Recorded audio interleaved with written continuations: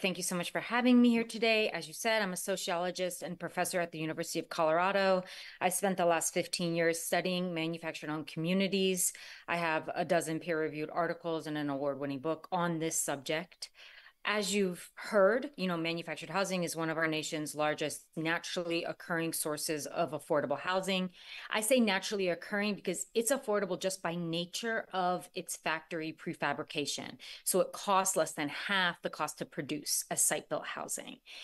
It provides deeply affordable housing for 18 million Americans. And importantly, it's one of our nation's primary vehicles for low-income home ownership. So nearly 1 in 4 of the homes purchased by a first-time low-income home buyer is a manufactured home. I say all of this at a time when we understand we're in a major affordable housing crisis. Governor Whitmer, in a recent State of the State address, announced the largest investment in Michigan history in housing to build 10,000 units. Michigan currently has over 198,000 occupied manufactured home units. So we can't build our way out of this crisis. We need to preserve the affordable housing that we already have. It's important for us to recognize that these so-called mobile homes or trailers, this is a complete misnomer. Mobile homes are designed to be mobile once, from the factory where they're built to where they're installed. Since 1976, HUD has regulated manufactured homes, and they're designed as permanent housing. This is why, from the start, a basic 1-year lease is crucial for this housing form. My research has largely focused on the social impacts of the divided owner-renter land tenure that's common in manufactured home communities. While a portion of my research has been dedicated to the impacts of park closures, in recent years, by necessity, really, I've become more focused on the role of institutional investors. Over the last 2 decades, manufactured home communities have been targeted by a range of private and institutional investors, including multi-state corporations, REITs, and some of the largest private equity and real estate investment firms in the world. So one of the most recent multi-billion-dollar purchases of a manufactured home community portfolio was made by the Sovereign Wealth Fund of Singapore. So this is the range of investors that we're really talking about. Analysis of LARA data by my colleagues at MH Action showed that at least 54% of the manufactured home communities in Michigan are listed under owners, investors, or firms that have an out-of-state mailing address. And it's likely much higher than that. As you heard, parks are owned by LLCs that are in turn owned by LLCs. And the truth is, we simply don't often know who owns these parks. And that's why one element of this legislation, the database of parks, is so important. We recently passed similar legislation here in Colorado because one of the biggest issues is transparency. Residents often don't know who their landlord is, and local jurisdictions sometimes don't have accurate counts even of all the communities in their jurisdictions.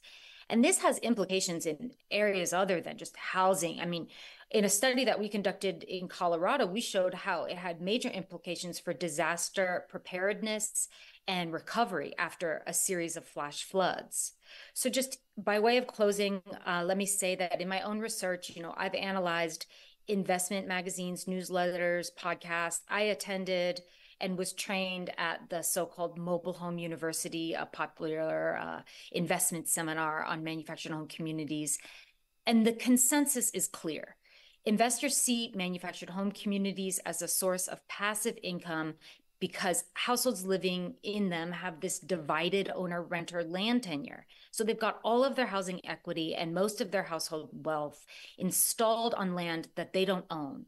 It's difficult, expensive, or outright impossible to move these homes. And so residents are forced to tolerate escalating rents, arbitrary fees, lack of transparency in billing, and failure to invest in the maintenance of park properties, all which contribute to their housing insecurity. This bill addresses several of these issues, and it provides a modest set of basic protections that's similar to what other states have enacted. And so I'd like to voice my support and also be available to answer any questions you might have. Thank you, Dr. Sullivan, for your testimony. I'll call on Senator Cherry. Thank you, Chair. You mentioned Mobile Home University. Can you tell us what Mobile Home University is and what is taught there? Mobile Home University it's an investment seminar for would-be purchasers and investors in manufactured home communities. It's run by Frank Rolfe, who is the owner with his partner of the fourth largest manufactured home community portfolio in the US. It's an extremely popular and lucrative, I guess, program that they run, and it teaches hundreds and hundreds of investors how to invest in these communities. And really, their message in that, I mean, it's a 3-day university, but the message is pretty simple: invest minimally in the maintenance of parks, reduce the any type of amenities that you have, and raise rents as much as the market will bear. Not enough to have people move, but enough that they're forced to tolerate it because moving their homes is just so difficult and expensive. And I'll say, for my book, I lived inside and was evicted from closing manufactured home communities in 2 states over the course of 2 years full time. And in those parks, following hundreds of evicted homeowners, these were because their parks were closing.